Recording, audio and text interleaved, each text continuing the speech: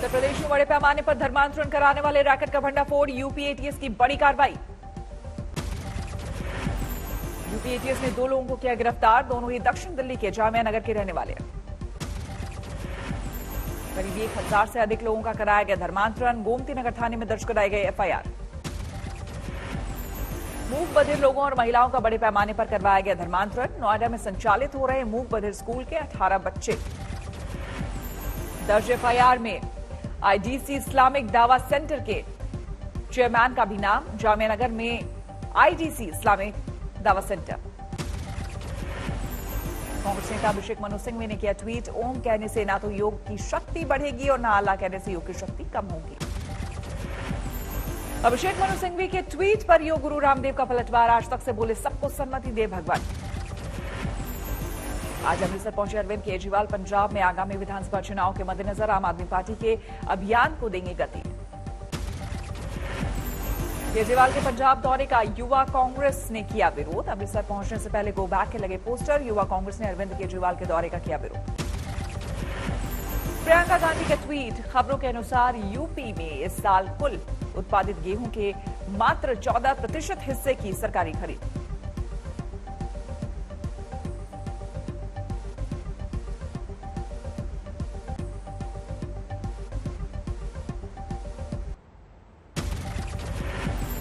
देश में कोरोना की दूसरी लहर धीरे धीरे पड़ी सुस्त, पिछले 24 घंटे में 53,256 नए कोरोना केस सामने आए।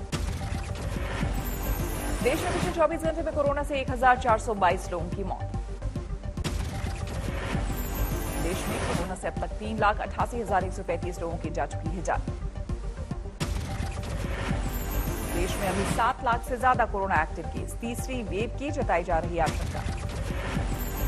टीके लगाने के काम में भी तेजी, अब तक करीब 28,36,00,000 लोगों का हुआ टीकाकरण।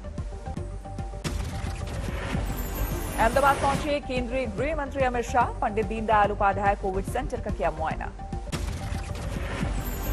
अमित शाह बोले, योग दिवस से कोरोना के खिलाफ जंग का अहम पड़ाव शुरू हो रहा है। आज से 18 साल की उम्र के ऊपर के लोगों का मुफ्त होगा वैक्सीनेशन।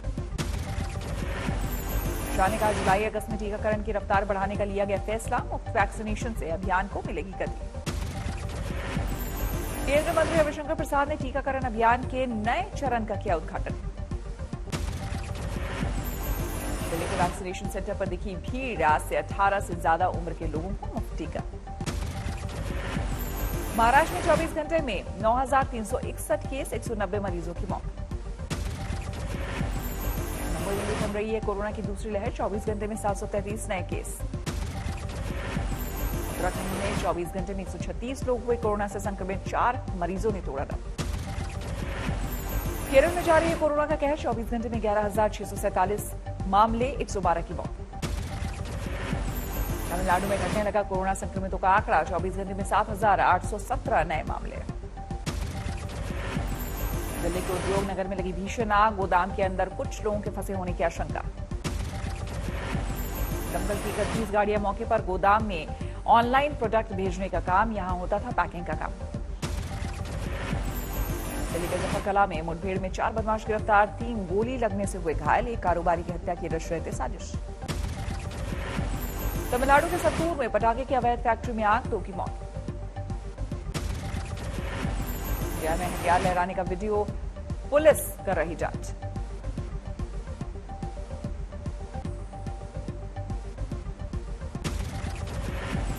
जम्मू कश्मीर के सोपोर में सुरक्षा बलों को मिली बड़ी कामयाबी, मुठभेड़ के दौरान 3 आतंकियों को किया ढेर।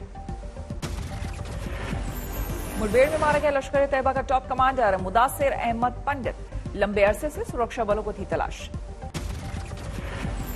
मारे गए आतंकियों में से एक विदेशी भी शामिल, पुलिस, सेना और सीआरपीएफ के संयुक्त ऑपरेशन में मिली कामयाबी। मारा गया लश्कर कमांडर मुदासिर अहमद 3 पुलिसकर्मियों, 2 पार्षदों और 2 नागरिकों की हत्या में था शामिल। सुरक्षा बल ने देर रात से आतंकियों की कर रखी थी घेराबंदी, मुठभेड़ के बाद सोपोर में सर्च ऑपरेशन जारी है। बीजेपी के मिशन 2022 को गति देने के लिए फिर लखनऊ पहुंचे बीजेपी महासचिव बीएल संतोष, यूपी बीजेपी प्रभारी राधा मोहन सिंह भी साथ। बीएल संतोष और राधा मोहन का 2 दिवसीय यूपी दौरा, 1 महीने के भीतर दोनों का दूसरा दौरा। ये संतोष यूपी में वैक्सीनेशन अभियान की करेंगे समीक्षा। एसपी, बीएसपी और कांग्रेस यूपी में कोरोना संकट को बनाना चाहती है चुनावी मुद्दा। पूर्व आईएएस एके शर्मा के बीजेपी एमएलसी और पूर्व बीजेपी उपाध्यक्ष की नियुक्ति के बाद दिया संतोष और राधा मोहन सिंह का ये पहला यूपी दौरा। सीएम योगी आदित्यनाथ का बयान, यूपी में अभी प्रतिदिन 6 लाख लोगों का हो रहा वैक्सीनेशन। जुलाई के पहले सप्ताह में 10 से 12 लाख लोगों को रोज होगा टीकाकरण। राज्य क्षेत्रों में लगातार बारिश ने बिगाड़ी शहर की सूरत, दुकानों और घरों में घुसा बारिश का पानी। शहर के सभी नाले जाम होने से मुसीबत, दुकानदारों का लाखों का नुकसान। कैमूर में बरसात के पानी से गांव बना तालाब, गांव वालों में गुस्सा। बिहार के खगड़िया में पिछले कई दिनों से बारिश, पसराहा थाना के पुलिस बैरक में भरा पानी। गुजरात के बादल में बारिश के बीच गिरा मकान, पुराना होने की वजह से था खाली। पटना में मानसून की भारी बरसात के बाद नगर निगम की तैयारियां ध्वस्त, थाने में भरा बारिश का पानी। दरभंगा में मूसलाधार बारिश से शहर बना तालाब, डीएमसीएच अस्पताल हुआ पानी पानी। पीलीभीत में शारदा नदी में आई बाढ़ से तबाही, बाढ़ में फंसे 9 लोगों का रेस्क्यू। उत्तराखंड के नरेंद्रनगर में गंगोत्री नेशनल हाईवे पर भूस्खलन, टिहरी जिले में पिछले 3 दिनों से हो रही है भारी बारिश। उत्तराखंड के चंपावत में बारिश के बाद भूस्खलन, टनकपुर पिथौरागढ़ हाईवे पर रुका काम। भारी बारिश के बाद अयोध्या में सरयू नदी पहुंची खतरे के निशान के पार, निचले इलाकों में बाढ़ का डर। राजस्थान के बीकानेर में भारी बारिश से गिरी निर्माणाधीन इमारत, 3 की मौत, 6 गंभीर रूप से घायल। झारखंड में दामोदर वैली कॉर्पोरेशन के मैथन डैम से छोड़ा गया हजारों क्यूसेक पानी, आसपास के इलाके में 203 किलोमीटर बारिश दर्ज।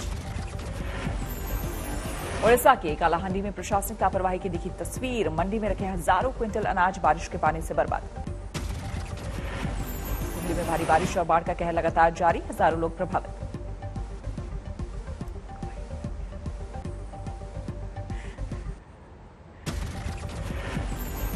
महाराष्ट्र का अगला सीएम कांग्रेस का होगा। पृथ्वीराज चव्हाण के इस बयान पर शिवसेना का सामने में पलटवार, लिखा जांच लें अपने पैरों तले की जमीन। सामने में लिखा है, इस वक्त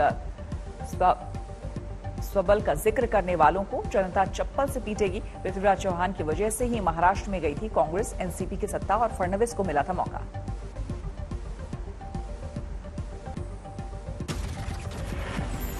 बीजेपी नेता राम कदम कवार बोले, शिवसेना जूते से मारने की बात कहती है, फिर भी कांग्रेस नहीं छोड़ पा रही सत्ता सुख।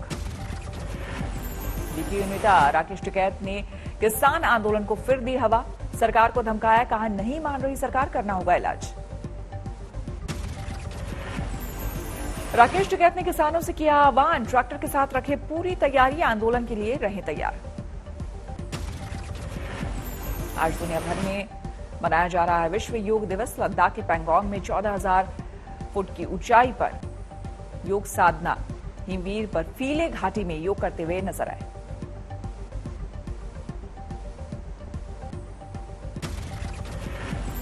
लद्दाख के गलवान में भी योग करते दिखे आईटीबीपी के जवान। अरुणाचल के लोहितपुर में आईटीबीपी के जवानों का दिखा खास योगाभ्यास, घोड़े पर योग करते दिखे आईटीबीपी के जवान, गूंजा ओम का नाद।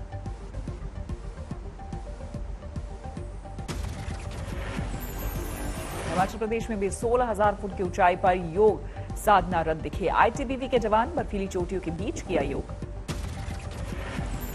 जम्मू में योग करते दिखे बीएसएफ के जवान, 2 गज की दूरी का रखा ध्यान।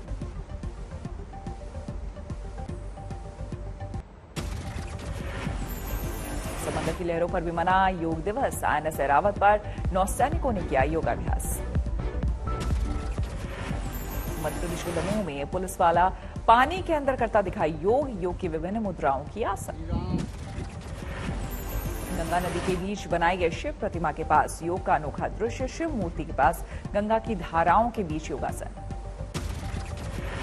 छत्तीसगढ़ के सुकमा में अति संवेदनशील गांव मीनपा में पहली बार सुरक्षा बलों ने आयोजित किया योग दिवस।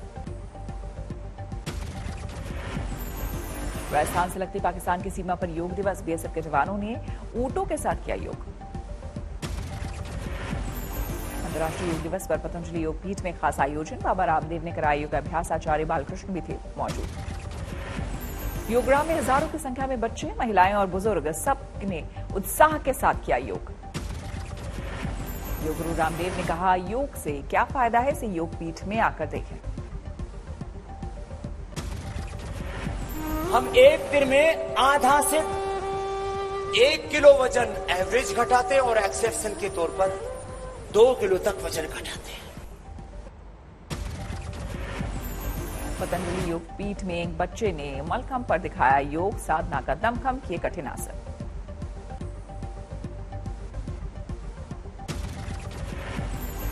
अंतर्राष्ट्रीय योग दिवस पर पीएम मोदी का संदेश। कोरोना संकट के बीच हर समाज के लोग योग से खुद को रखें स्वस्थ। डॉक्टरों ने भी खुद को योग से रखा फिट।